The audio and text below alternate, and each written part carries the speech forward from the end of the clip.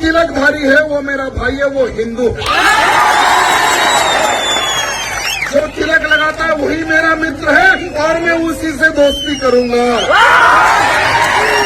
और हमारी बहनों, किसी बुरके वाली से दोस्ती मत करो।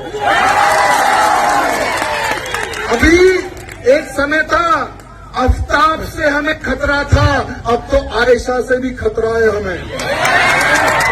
यही आयशा मिला रही है आफ्ताब से। कश्मीर फाइल में वही बताया गया। एक आयशा मिलती है, हिंदू लड़कियों से दूसरे से मिलाती है, तो हमें सावधान उनसे भी रहना है ना। आज क्या सीखने को मिला? आज हमें क्या सीखने को मिला?